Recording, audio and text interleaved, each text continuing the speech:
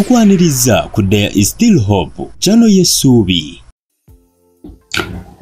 Kale tukwagala nnyo nti osinzira otulaba ne bagiyita There is Still Hope kitundu kyaffe ekisooka lunaku lwakubiri naku z'omwezi 14 omwezi ogw'10/2025 kama tukwebaza kubanga oli mulungi tukundiza ekitiibwa n'amatendo twaniza omwoyo omutukuvu okujja tusomesera otulungamya okuyita mu Kristo Yesu mwana wa Katonda omulamu. Amina. Ya nange mbalamusizaako mwenna abeekumira ku There is Still Hope mukola ky'amanyi okubanga mutugobera okuyita mu Kristo Yesu. Amina. Kale nakola ekitundu kyaffe ekisooka njagala tutunuulire ebintu 5. Okay. Yatunulire obulimba. 6 lies Satan tell you to make you lose your salvation. Nti obulimba bwa mirundi 6 Satan bwakozesa okubanga akusuuza obulokozi. Akusuuza ekirabo ekyobulokozi. Setugera kulawo obulimba obwo bulimba ki? Tomanya oyinza okubanga oli victim. Kituufu. Oba oyinza okwekanga nga kizze omanyi muganda agamba kijja omanyi kinyaga butono. Kakati leka tutunuulire obulimba obwo bwa mirundi giringa 6 ne tujja kuwaako 5. Kale tulina omanya nti obulokozi kyekirabo ekikyasingiddeyo ddala okuva eri Katonda. Bwe kiri ofunye ebirabo bingi binza omusa Mukama mpe emmotoka gonowooza nti kyekirabo ekisingayo. Nedda. Salvation is the most wonderful gift. kyekirabo ekikyasinze okuba ekinyuvu from God. eri Katonda eriffe. Kakati obulimba obusooka bugamba if you sin nti bw'oyonoona God will stop loving you. mbu Katonda jalekerawo okwagala. Obulimba obusookera ddala Sitaani bwakozesa. Nti kasita oyonoona olowulira nga olina ofiiringa simoolo ng'owulira ne wa Katonda otyayo bwe kiri wera tokyagala naggenda biba bikumenya. owulira nga amazima ne woosaba tawulira muli n'otandika kye tuyita condemnation. Okwesalira omusango. Kakati obulimba bwennyini Sitaani bwagamba wakyali kikutuuseeko. Katonda yatwagala nga tukyalina bwonoonyi. Kituufu. Okitegedde? Nkitegeera bulungi nnyo. Okusinziira ku Baruumi 5:8. Okusinziira ku Baruumi 5:8. Naye Katonda atenderezesa okwagala kwe gye tuli. Kubanga bwe twali nga tukyalina ekibi Kristo n'atufiirira. Kakati waba yakwagala ng'okyali eri mu bibi. Kati Sitaani okkiriza otya kukakase nti wayonoonye Katonda takyakwagala. Oba bulimba bwennyini. Singa yali akwagalako butuukirivu teyali kwagadde kuba yakusanga tobulina. Kituufu. Ate nakati tobulina naye asigala akola ki? Anjagala. Kati Sitaani yajja n'akugamba kusinziira ku kye wakoze awo tewali kusonyiyibwa. Gwe ne Katonda muli apaati.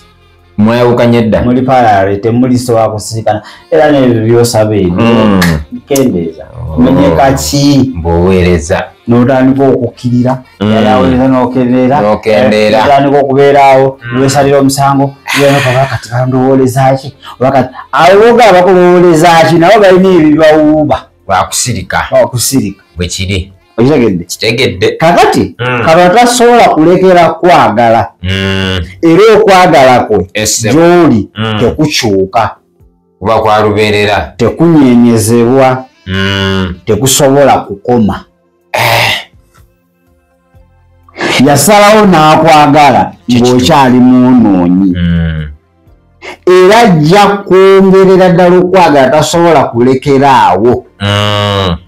Naye ekyo tekitegeeza nti ogende mu maaso n'okwonoona. Olina okweddako. Anti lwakuba njagala. Omuntu akwagala kitegeeza kulekeraawo. Kuba njagala. Era abantu balina akamanyiro omuntu omulaba nti omwagala akatandika kumanyiira. Katonda akwagala naye ate kimunakuwaza nnyo era kimuyisa bubi nnyo okulaba ng'ate byakugaana by'okola. Naye ate ekyo tekimuggyako kugamba nti gwe si kyakwagala. era aba alindiridde akaseera konna okomewo gyali tasanyukira oyo afiiridde mu kibi kye bwe kiri. kakati Sitaani yajja n'akugamba gwe ne Katonda oli mwonoonyi era bangi beesalira omusango. N'abamu kyova bavudde mu buweereza n'abivaamu ate Sitaani amuwugulamu Katonda amukuba muyaga ne gujja kakati mpeereza biki siraba byempeereza temulina amakulu kambivemu nno biva kolikola decision eyo to be your aid. Ndaba pasita yafunamu nze muleetera n'abantu oba owedde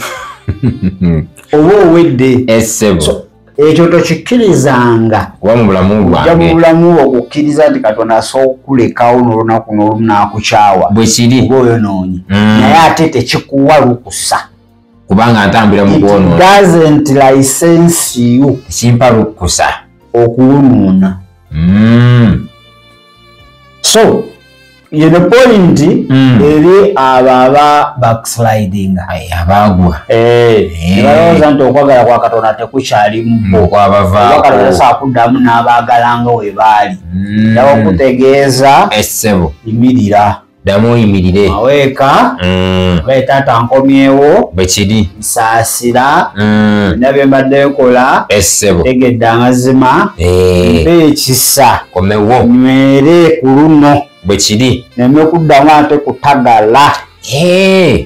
Oningo nga onzijukizaako oli omuvubuka otera okumwagala nnyo ali mu Luka 15 yazaawa singa yagamba nti nno yanze kirabika muzeeyi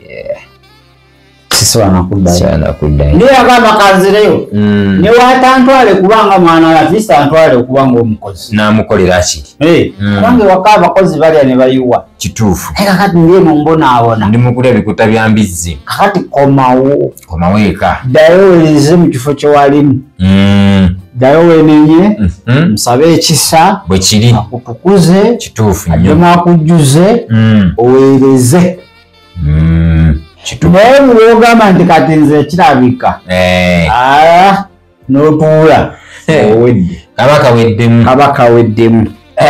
So obwo bulimba bwennyini obuva eri Sitaani nti Katonda asobola olekeraawo okukwagala wabulimba bwennyini obwo obikkirizanga yakusisinkana nakati nawe oliwo awasinga obubi ono atlist kalekaleko kakali n'ogamba nti ate kati asobola okukyawa atasobola kukyawa oba jasa anakuwala munakuwavu wekyo kyoyitamu naye ate tasobola agamba nti kakati nkweganye.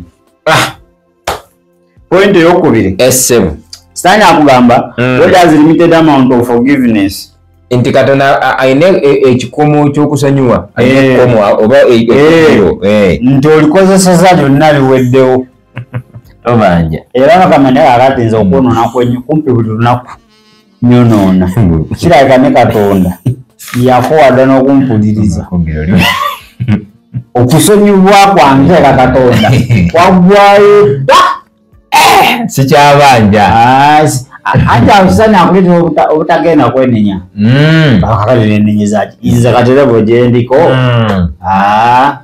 singa ne Sitaani abesazokuzaalaze nteeka mu kukwonoona kwange eka nsinga ne Sitaani nti ate Sitaani kalekaleko naye nze kubanga kyaŋŋaana kyenziramu kisaagala kyenkola sigweweka Pawulo naye kyamutuukako ekiri munnange kyatayagala yekanga kyakoze ate kyalina okukola n'atakikola kyobaga oli spiritual nnyo okusinga Pawulo awo n'ekibuuzo kiri awo oli spiritual nnyo okusinga Pawulo naye yakola volongoto mu buweereza ate nti nedda siri kati oba toli komawo komawo Katonda talina amawunti yakusonyiwa nti wogituukako gwe totasobola kusonyiwa mu Bayibuli tekiriimu okimpa sidda nti Katonda tasobola kusonyiwa nti Katonda akoma kuguna omuwendo ogw'okusonyiwa okugenda n'omugamba nsonyiwa ogugwayo takusonyiwa Kijani bajwaje esiri. Siddamu kujja wa. Ebintu bivamu buvi. Naye nze nja kukomawo. Nze nja kukomawo. Ati segata shiriyo. So obulimba bwa sitaani essebo akuletera condemnation. Yoga naye kakati nze I'm no longer worth. Nsikyasaanidde. Kanisa ngenda kola yoki. Balaki kati nsaba biki. Ndi muntu nyine awedde emirimu. Kyeka ne Katonda yakoowa okunsonyiwa akoyi. Omatyo bamuntu basanze nga bazeeyo madiini ga. Bikiva ku ekyo. Teriyo pressure. Teri kasigi. Kyalo okweteresa bewaka. N'oteekaawo. N'ogera mu ekereziya n'ogera mu muzikiti. Naye eno pressure bintu byakwegendereza eno. Nokola oba oyonoonedde ddala. Abamubesanga bakozeeki abazeeyo naye nga sitaani yabalimbi yapanze olukwe emikisa gye gy'okusonyiwa amaaso ga Katonda gyaggwayo nye bannaye kale Matayo 18 otandike ku 21 Matayo 18:21 awo Petero n'ajja n'amugamba nti mukama wange agamba nti muganda wange bw'ayonoona n'amusonyiwanga emirundi emeka okutuusa emirundi 7. Yesu n'addamu n'amugamba nti sikugamba nti okutuusa emirundi 7 naye nti okutuusa emirundi 7 emirundi 7. 70 by 7. How many? 509. Emirundi 409 edde olwa lunaku nti emu 10 bibera n'enkomawo gw'okumi n'enkomawo gw'okusatu paka kaisazoole emirundi 409 olunaku ogwa 409 mugumu tonsonyiwa masi kutonyiwa naye nga kisoboka naye ani kisoboka okunyiza omuntu emirundi egyo ate gy'otya emirundi 409 tekisoboka abana nomukukunda kati owa Katonda yagamba gwe olina okusonyiwa emirundi 409 olunaku kati ate yasonyiwa emeka kyomanyiye omitwalo emeka iyo buli wogenda gyali n'omugala nsonyiwa is ready and willing. Jukira ono omwana w'omuntu at least wandiremererwa okumunyiza naye Katonda ye tumunyiza second per second lwakolongeza okuwonoona ageza agamba nti kasootosa gino emirundi geye nebegaa kujjula beekwaniriza budirect wani oba toyaga ogenda olabira nga waliwo ekikutabudde n'oyonoonerawo n'ogira ate okitegeera kitegedde kakati Peter yaleeta olugezigezi nga yeebuuza kati banyiiza nnyo nza yomusonya emirundi 7 nga ngezezzaako balinaako Bajuma balinamu 7 ate kyeyajja nakyo naakako 7 amagamba nedda si 7 si gwokka ekyo nkisazizaamu okuva n'olwaleero nti mu linnya erya Yesu 7 emirundi 7 ebinosonyiwa niba nebino binaasoboka bino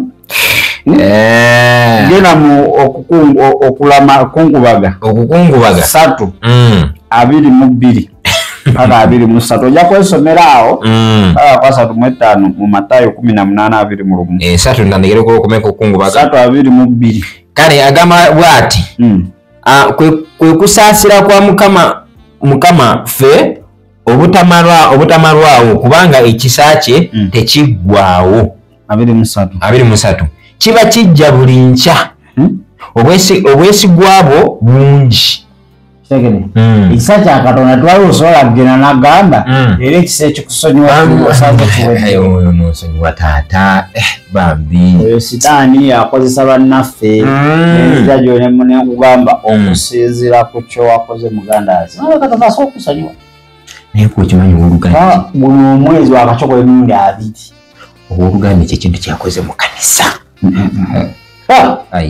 ne Katonda wali munyiivu tasobola namusonyiwa tomanyi kyoba okola ekyo kibi kiweera ensigo wulirira mukama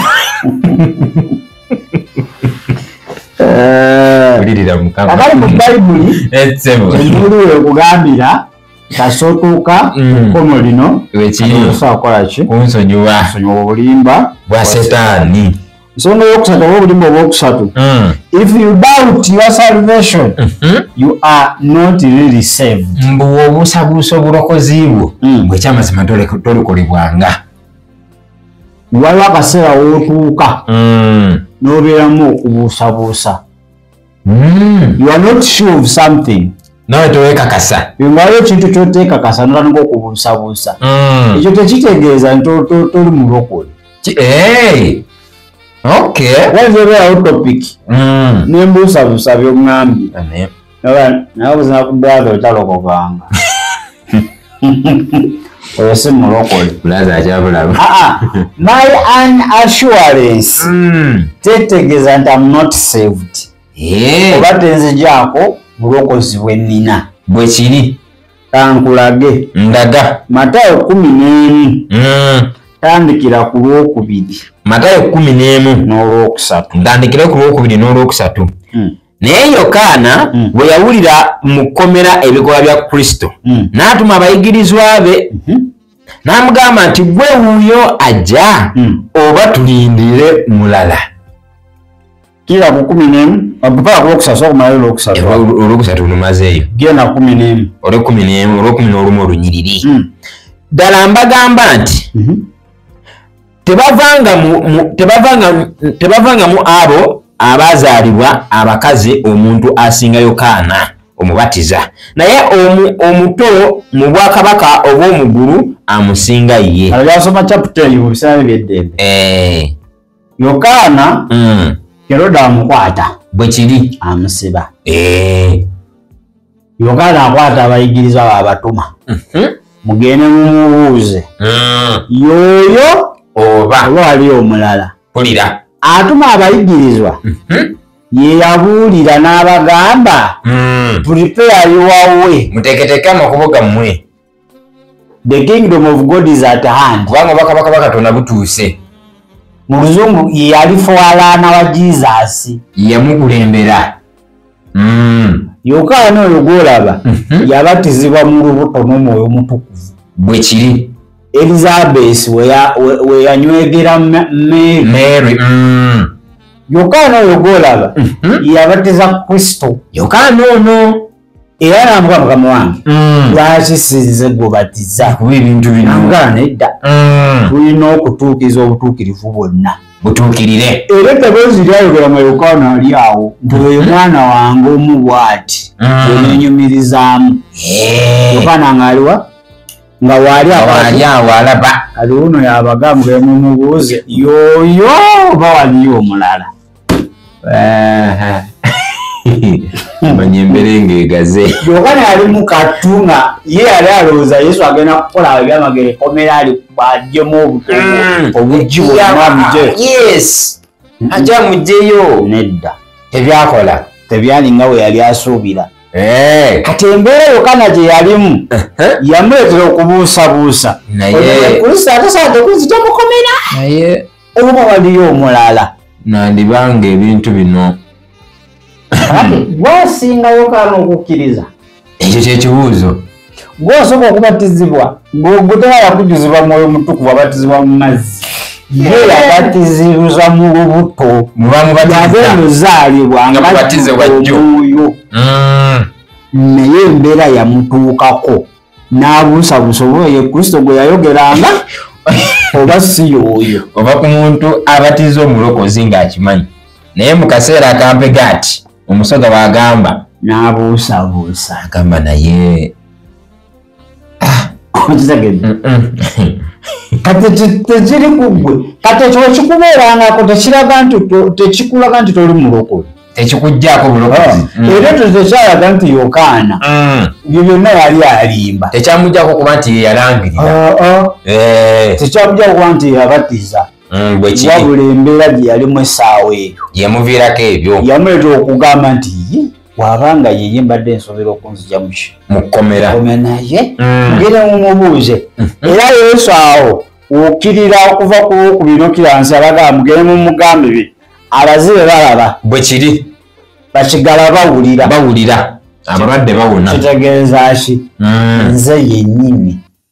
Nze mwennyini nnyini. Era oyo Yokaana lumulabo nga ddayo abagamba mugende mumugambe yakkakkana. Yasala busazi puleesa n'abakuba kufa kanfe. Nga n'oyo gw'oyogera nayo yeebuuza ye Katonda ono wabanga yeye mbere ebisibo byensibye unjiri pasta javudde nemshi nga nsize ekiwa mukama yangambye okola ki musirabamu bibala asatu ngasibye ana nsize 92 naye sikiwa teri sirabayo katambula akale lirwazi eri solidi kati ekyo tekikujjaako nti toli mulokole osigala oli mulokole discussions noleeta topic bwe kiri kati nze olusinziza okuba nina okutegeera kwange kulala ega ekyo sikanyiza nakyo kati gwe tonaolukusa kuŋŋaana naye gwe toli mulokole wagwa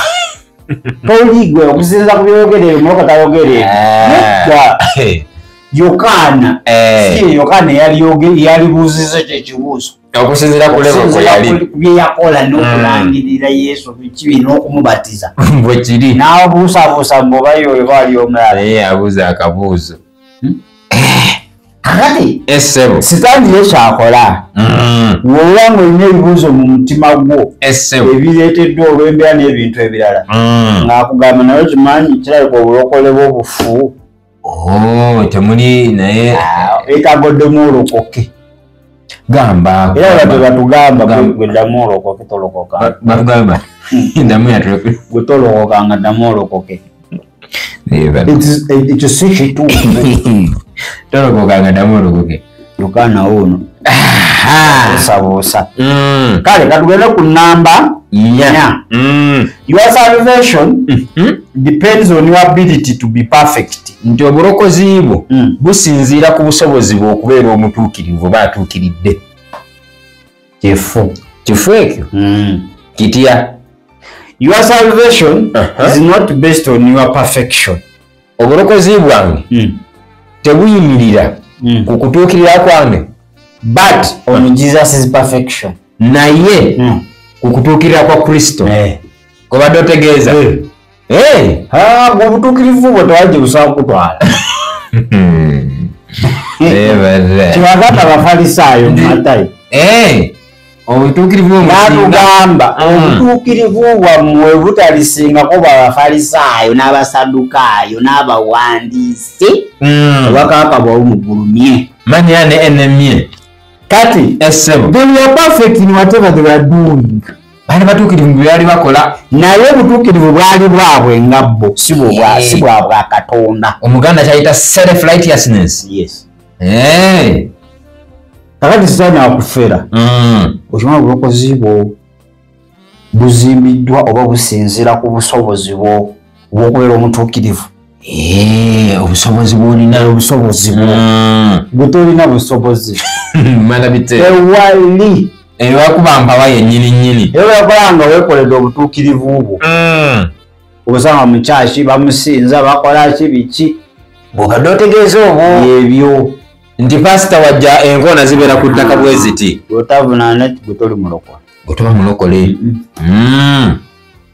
kati ffeffenna abakkiriza Kristo obulokozi bwaffe bulira bulungi nnyo buli best on Christ's perfection businziira ku kutuukirira kwa Kristo si kukwo si kwange agwatuukirira ki kye wakola tomanya yanagira mukulu naawe wetaaga kusaasirwa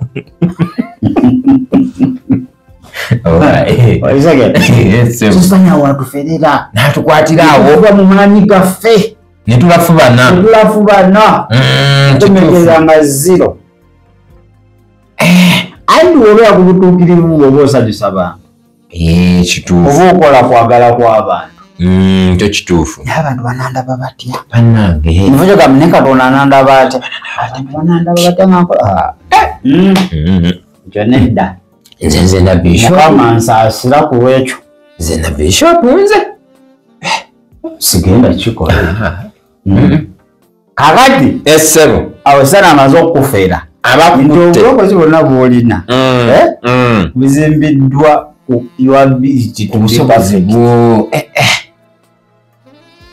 ekyo kya bulimba kyennyini kya bufere era tokikkirizanga bwe kiri abantu ne bakulabamu inability so long as God is seeing ability in you bwe tambula kubanga toli kuzimbira kugwe nga gwe bwe kiri. Yesu yatugamba buli azimba ku lwazi luno yegendereze. Abeere mwegendereza. Omusingi gwamala dde okuteekebwawo ye Kristo. Kati buli omu byakola kwe kuzimba kwe. Emirimu gyenkola mba nzimba. Embayo gya kutesitingibwa omuyaga. Ababaza omusenyu seminti wali ateekanga mu vvu. Edda twakozesanga amuna. Notabula amuna n'ogira n'ozimba. Ekisembayo. Essebo. You are responsible for delivering your own salvation. Nti kingwanidde nze okuwayo obulokozi bwange. Buvunaanyizibwa bwo okwerokola. Akikategeezaako. I'm responsible for delivering my own salvation. Yes. Naye Mukama Katonda. Buvunaanyizibwa bwo. Embeera ze. Buvunaanyizibwa bwo okwerokola okuvamu eyo embeera. Nina okwerokola, nina okwetaasa. Bakita kwetaasa. Weetaase mu mbeera byonna. Nenga nkubuuza osobola okwetaasa. Hati saani wakufera. Olemera mumanyi wagamba naye kimanyi olembwetoza gira. Obulokozi bwakubamu ebituli. Gira plan B. Gira bwoti. Kizo ky'okuswala. Tomanya Mukama ekyo ekiswala ali kupanga bujulizi nga ye yakikiriza. Ekintu kyonna gwe n'olaba nga kikunyigiza nga Katonda yakikiriza. Otandika okukirwanyisa okkiggyawo. Kitegeeza you have started to be responsible for delivering yourself. Andisobola okwerokola. Otandise okwerokola. Tokkiriza mulokozi. Simukkiriza ndokole. Ate kalasani kyatusaddemu guno omulembe. Ate tu Yesu omulinde mbu akulokole. Ng'olina amagezi amalala. Abeeranga okujja nga gw'oli eri mitalo. Ebintu nga bisomesa. N'amataba gaswepingana. Tetukkirize. Ebintu by'okukujja obujja. Akulimba. Ebintu by'okukujja toyagala kumanya. Kale banafa bali ku TikTok atubali tufunira obulimba 6 basani bwakozesa okusuza kirabo ekyobulokozi bwe kiri ng'ekisookera ddala essebo akugamba mbu oyo noona Katonda takyasoboliza ddala kusonyiwa bw'aba yakulese soon God will stop loving you tajja kwagala ekyo kya bulimba kya bufere akwagala nga tonnaba nakubeerako obuli Bwechiri. Ekokubiri. God has a limited amount of forgiveness for you and you have used it all. Mbukatona ina just kigera. Kala ine kigera ky'okusonyiibwa. Ate kyonna okikozesezza. Tegeeza oweddeyo. Kitegeeza tokyasobola kusonyiibwa. Obulimba bwennyini obukoze ki? Obuwedde emirimu. Obuwedde emirimu Matayo 18:21. Ekyokusatu. Essebo. Kasita obuusabuusa.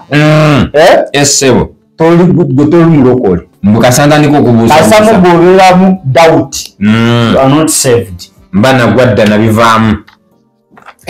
Matayo 11 gisoma yonna. Essebo. Kyokuna, your salvation depends on your ability to be perfect. Obulokozi bwo businzira oba buzimbiddwa obusobozi bwo okubeera omutuukirivu gwe. Butuukirivu bwo obukola obulokozi bwo ekyo kikyamu nnyo. Your salvation is based on Christ, Jesus' perfection. Onjijukizaayo omuntu omu nyang'abwe balokola obutuukirivu. Nyang'abwe balokola obutuukirivu. Neksembayo stand akulimba you are responsible for delivering your own salvation. Kikukatako gwe okwerokola. Ekyo kyonna kikyamu. Kale kkiriza Kristo. Yatwala Kristo yeka yasobola okulokola ye mulokozi mu ebyo byonna bye tuva okwogerako olunaku olwaliro. Gamba Yesu nkwebaza kubanga okyampadde obulamu ate era nkwebaza nti okyanjagala. Omubi badda nimbalimba naye ntegedde leero okyanjagalira ddala nenenyeza onsaasire era ondokole okuyita mu Kristo Yesu. Amiina era amiina ddala. Kale katuwumulemuko katono bwe tukomawo yatutunira ebintu 5 omuzadde by'oteekeddwa okusabira omwana buli lunaku kyetuyita daily. 5 things you should pray for your child daily. Nyaka ovunira nga tukomyewo. Dakikemu katukomewo.